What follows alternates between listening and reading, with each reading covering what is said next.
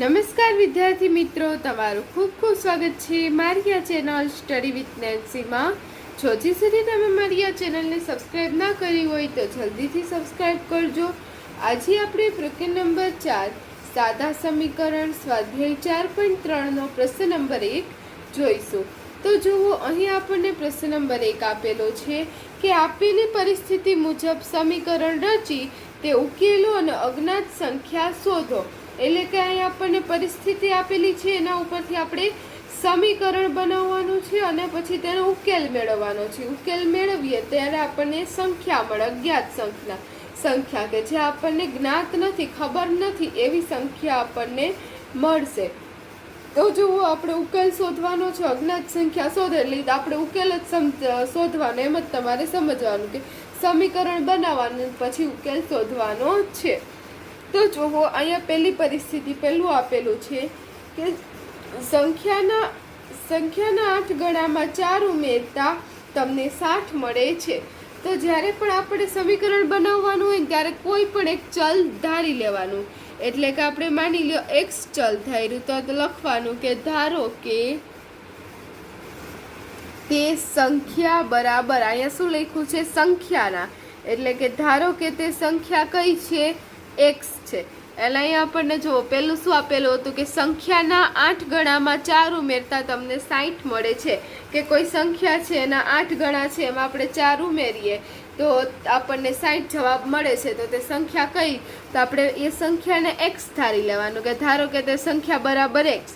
માટે હવે સંખ્યાના 8 ગણા એટલે 8 ગણા એટલે x ના 8 ગણા એટલે x ગુણ્યા 8 એટલે કેટલા થશે? 8x માં 4 ઉમેરતા કે એ 8x છે એમાં આપણે 4 ઉમેર્યા, શું મળે છે? આપણને 60 મળે છે. તો આ જો આપણું સમીકરણ બની ગયું. હવે આ જે સમીકરણ બન્યું છે એના ઉપરથી આપણે ઉકેલ મેળવીને સંખ્યા શોધવાની છે.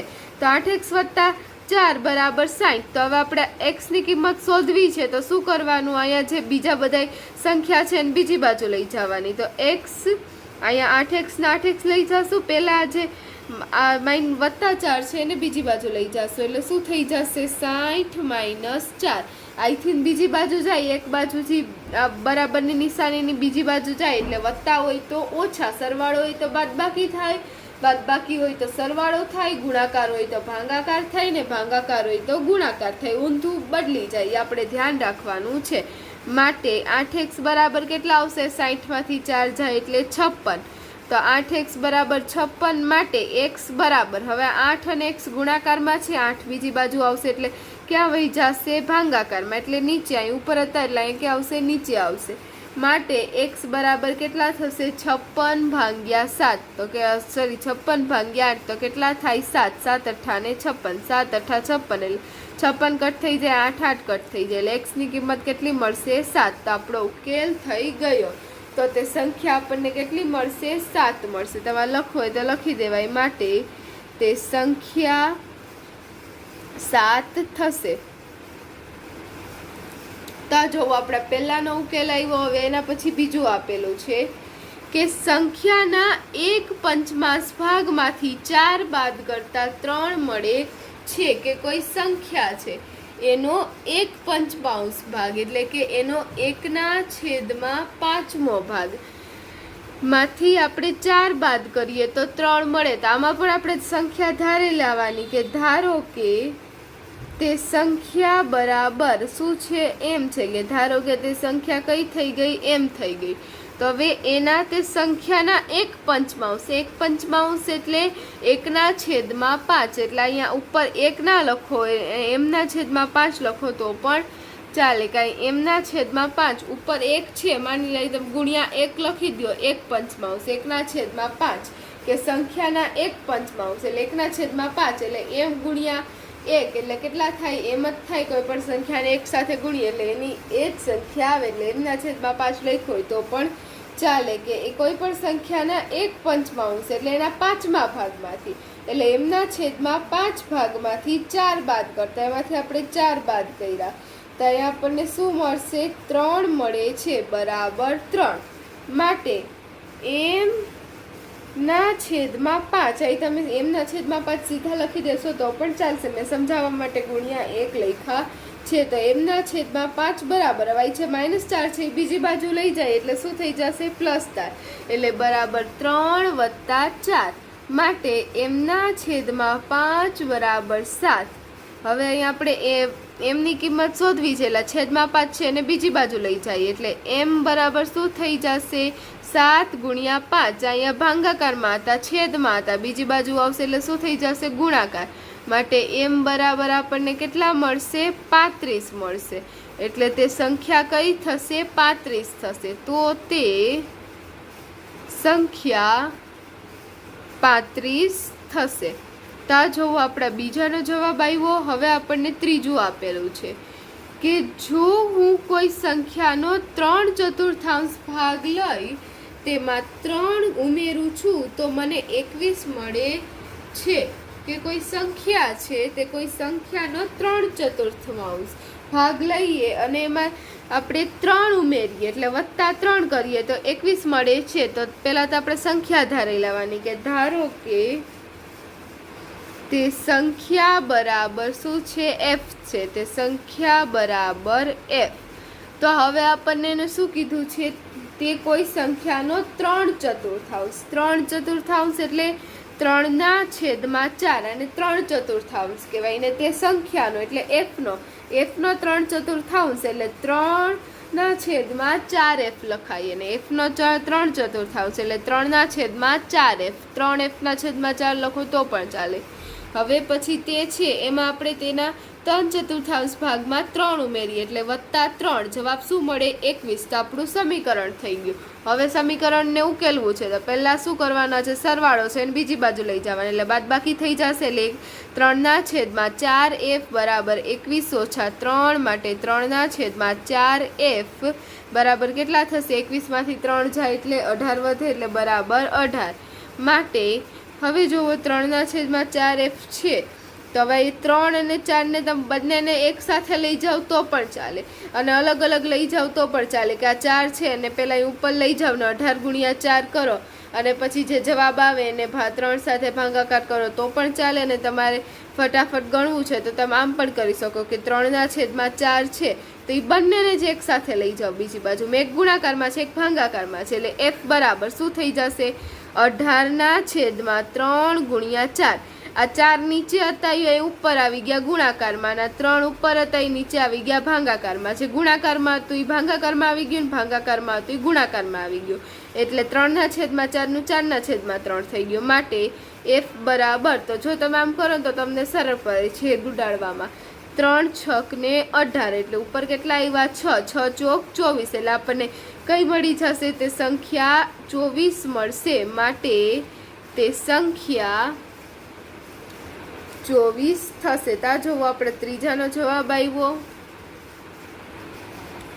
તો જોવો હવે ચોથું આપેલું છે કે જ્યારે મેં સંખ્યાના 2 ગણામાંથી 11 બાદ કર્યા તો પરિણામ 15 હતું તો તે ધારો કે કોઈ સંખ્યા d છે ધારો કે તે સંખ્યા કોઈ સંખ્યા d છે સંખ્યા બરાબર d તો હવે જે આ સંખ્યા બરાબર d છે તે સંખ્યાના 2 ગણા એટલે શું થઈ જશે 2d માંથી 11 બાદ કરતા એટલે -11 બરાબર કેટલા મળશે પરિણામ 15 મળશે તો 2d 2d - 11 = 15 કે 2d માંથી 11 જાય એટલે કેટલા મળે 15 મળે માટે 2d બરાબર હવે છે વત્તા -11 હતા એ બીજી બાજુ થઈ જશે એટલે શું થઈ જશે +11 બીજી બાજુ જાય એટલે માઇનસનું પ્લસ ને પ્લસનું માઇનસ એટલે માટે 2d બરાબર હવે 15 ને 11 કેટલા થાય 26 માટે હવે આપણને d ની કિંમત શોધવી છે 2 ને બીજી બાજુ લઈ જઈએ અહીંયા 2 ગુણાકારમાં હતા બીજી બાજુ જશે એટલે ભાગાકારમાં થશે 26/2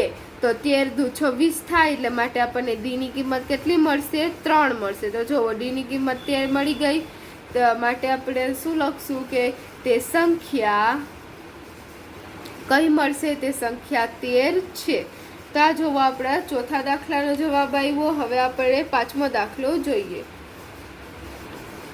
તો જો હવે પાંચમો દાખલો આપેલો છે કે મુન્નાએ તેની પાસે રહેલી નોટબુકના 3 ગણા 50 માંથી બાદ કર્યા અને તેને પરિણામ 8 મળ્યું કે મુન્ના પાસે છે નોટબુક હતી એ નોટબુકના 3 ગણા કર્યા એમાંથી એણે 50 બાદ કર્યા અને જે પરિણામ મળ્યું એ 8 મળ્યું. તો એની નોટબુકની સંખ્યા, એની પાસે જેટલી નોટબુક હતી તો ઉપર સંખ્યા આપેલી હતી, તો અહીં આપણે નોટબુકની સંખ્યા માટે કંઈ એક ચલ ધારી લેવાનું. દાખલો એના જેવો જ છે કે ધારો કે તેની નોટબુકની સંખ્યા બરાબર તેની નોટબુકની સંખ્યા બરાબર તેની નોટબુકની સંખ્યા આપણે n ધારીએ, એટલે શું થશે? તેની નોટબુકની સંખ્યા બરાબર n. તો હવે જુઓ, એની નોટબુકના છે 3 ગણા છે, એટલે નોટબુકના 3 ગણા એટલે આપણે એને શું કહીએ? 3n. હવે એને 3 ગણાને 50 માંથી બાદ કર્યા કે 3n માંથી 3 ગણામાંથી 50 નથી બાદ કર્યા, 3 ગણાને 50 માંથી બાદ કર્યા છે, એટલે 50 ઓછા 3n આવશે અને પરિણામ શું મળ્યું? 8 મળ્યું. એટલે 50 ઓછા 3n બરાબર 8 એ આપણું સમીકરણ બનશે. માટે હવે અહીંયા જે 50 ઓછા 3n બરાબર 8 છે, તો અહીંયા આપણે શું કરશું કે તમે આને આવી રીતે સમીકરણ ઉલટાવી દો તો પણ ચાલે, કે આ 50 છે તો 50 ને તમે અહીં લઈ લ્યો આ બાજુ, 50 બરાબર હવે 8 છે, 3n ને બીજી બાજુ લઈ જાવ એટલે વત્તા 3n. અહીંયા -3n હતા, બીજી બાજુ ગયા એટલે શું આવશે? વત્તા 3n થઈ જશે. તો 50 બરાબર 8 વત્તા 3n. તો આમ તમે ગણશો તો તમને ઈઝી પડશે. માટે હવે અહીં 8 હતા એને આપણે બીજી બાજુ લઈ જાય એટલે 50 - 8 બરાબર શું મળી જશે? 3n મળી જશે. હવે 50 માંથી 8 જાય એટલે કેટલા વધે? 42. એટલે 42 બરાબર 3n. માટે હવે અહીંયા 3 અને n કેમાં છે? ગુણાકારમાં છે. બીજી બાજુ 3 આવે એટલે શું થઈ જાય? ભાગાકાર. એટલે 42 ભાગ્યા 3 બરાબર n. હવે માટે n બરાબર કેટલા થશે? તો 42 ભાગ્યા 3. તો તમે જોશો કે કેટલા? 14 તેરીને 42 થાય, એટલે n બરાબર આપણને કેટલા મળશે? 14. એટલે નોટબુકની સંખ્યા કેટલી થશે? 14. એટલે આપણે શું લખશું? માટે તેની પાસે રહેલી નોટબુકની સંખ્યા, તેની પાસેની નોટબુકની સંખ્યા બરાબર કેટલી થશે? 14 થશે. તો આ જોવો આપણા 5માનો જવાબ આવ્યો. હવે એના પછી 6થું આપેલું છે કે જોવો, ઈલાએ એક સંખ્યા ધારી છે, જો કે તેમાં 19 ઉમેરે છે અને મળેલા સરવાળાને 15 વડે ભાગે છે તો તેને 8 મળશે. કે જે ઈલા છે એણે એક સંખ્યા ધારી અને જે સંખ્યા ધારી છે એમાં 19 ઉમેરે છે એટલે વત્તા 19 કરે છે. હવે જે મળેલો સરવાળો છે એને 5 વડે ભાગાકાર કરે છે અને પછી એમાં એને જવાબ શું મળે છે? 8 મળે છે. તો આપણે પહેલાં સંખ્યા ધારી લેવાની કે ધારો કે તે સંખ્યા કઈ હશે? ધારો કે તે સંખ્યા બરાબર p. તો ધારો કે તે સંખ્યા p છે, માટે તેમાં આપણે 19 ઉમેરીએ. તે ધારેલી સંખ્યામાં 19 ઉમેરે છે એટલે p વત્તા 19 થશે. હવે તેને મળેલો સરવાળો છે 5 વડે ભાગાકાર કરે છે એટલે p વત્તા 19 છેદમાં 5 અને જવાબ શું મળે છે? 8. એટલે બરાબર 8. માટે p વત્તા 19 બરાબર, હવે આ 5 છે એ બીજી બાજુ લઈ જાય, અહીંયા છેદમાં હતું બીજી બાજુ થશે એટલે શું થઈ જશે? ગુણાકારમાં. એટલે 8 ગુણ્યા શું થશે? 5. p વત્તા 19 બરાબર 8 ગુણ્યા 5. માટે p વત્તા 19 બરાબર કેટલા થશે? 8 પંચાને 40. માટે p બરાબર કેટલા થશે? 40 ઓછા 19. અહીંયા જે વત્તા 19 હતા એ બીજી બાજુ વહી ગયા એટલે શું થઈ જશે? -19. માટે p બરાબર શું થશે કે 40 માંથી 19 બાદ કરીએ તો કેટલા વધે? કે આપણે જ્યારે 40 માંથી 19 બાદ કરીએ તો આપણને કેટલો જવાબ મળશે? 21 જવાબ મળશે. તો જોવો આપણને p ની કિંમત મળી ગઈ. કે તો આપણે શું લખશું કે આ સંખ્યા કેટલી થશે? 21 થશે. માટે ઈલાએ જે સંખ્યા ધારી હતી, ઈલાએ ધારેલી સંખ્યા બરાબર કઈ થશે? 21. માટે ઈલાએ ધારેલી સંખ્યા બરાબર 21. તો જોવો આપણા 5મા દાખલાનો જવાબ, 6થા દાખલાનો જવાબ આવ્યો. હવે આના પછી 7મો દાખલો જોઈએ. તો જો 7મો પ્રશ્ન આપેલો છે કે અનવર એક સંખ્યા ધારે છે, તે સંખ્યાના 5ના છેદમાં 2 ભાગમાંથી તે 7 બાદ કરે છે અને પરિણામ 23 મળે છે કે અનવર એક સંખ્યા ધારી. તો આપણે તે સંખ્યાને કેટલા ધારી લઈએ? ધારો કે તે સંખ્યા બરાબર x. તો આપણે લખી દઈએ ધારો કે તે સંખ્યા બરાબર x છે કે જે સંખ્યા બરાબર x કે અનવરે જે સંખ્યા ધારી તે x છે. તો તે સંખ્યાના 5ના છેદમાં 2 ભાગમાંથી તે સંખ્યાના 5ના છેદમાં 2 ભાગમાંથી એટલે 5ના છેદમાં 2x માંથી 7 બાદ કરતા ઓછા 7 કરીએ છીએ તો પરિણામ કેટલા મળે છે? 23. એટલે 5ના છેદમાં 2x ઓછા 7 બરાબર 23. આપણું શું બની જશે? સમીકરણ. માટે હવે આનો ઉકેલ કરવો છે એટલે 5ના છેદમાં 2x બરાબર, હવે અહીં છે -7 છે, બીજી બાજુ વહી જશે એટલે શું થઈ જશે? 23 વત્તા 7. માટે 5ના છેદમાં 2x બરાબર 23 ને 7 કુલ કેટલા થશે? 30. એટલે 5ના છેદમાં 2x બરાબર કેટલા મળશે? 30 મળશે. માટે હવે અહીં આપણે x ને છૂટા પાડવા છે એટલે 5 અને 2 તમે વારાફરતી 5 ને 2 ને લઈ જાઓ, પહેલા 2 ને ગુણાકારમાં લઈ જાઓ પછી 5 નો ભાગાકાર કરો તો પણ ચાલે, બંનેને સાથે લઈ જાઓ તો પણ ચાલે. તો આપણે સાથે લઈ જઈએ. માટે x બરાબર કેટલા થશે? 30ના છેદમાં 5 ગુણ્યા 2. આજે 5 ગુણાકારમાં થઈ ભાગાકારમાં આવી જશે, 2 ભાગાકારમાં થઈ ગુણાકારમાં વહી જશે, ઉપરનું નીચે નીચેનું ઉપર થઈ જશે. તો અહીં જોવો x બરાબર કેટલા મળ્યા? તે 30 ગુણ્યા 2 છેદમાં 5. તો હવે જોવો 5 6 30 એટલે 30 કટ થઈ જશે, 5 કટ થઈ જશે અને 6 ગુણ્યા 2 એટલે કેટલા થશે? 12. માટે x બરાબર આપણને કેટલા મળશે? 12. તો આ જો આપણો ઉકેલ થયો. એટલે અનવરે એક સંખ્યા ધારી તો અનવરે ધારેલી સંખ્યા માટે અનવરે ધારેલી સંખ્યા બરાબર કઈ થશે? 12 થશે. તો આ જોવો આપણા જે 7મો પ્રશ્ન હતો તેનો જવાબ આવશે. અને અહીં આપણો જે પ્રશ્ન નંબર 1 હતો તે પૂર્ણ થાય છે. જો તમને વિડીયો પસંદ આવ્યો હોય તો લાઈક શેર સબસ્ક્રાઈબ કરજો.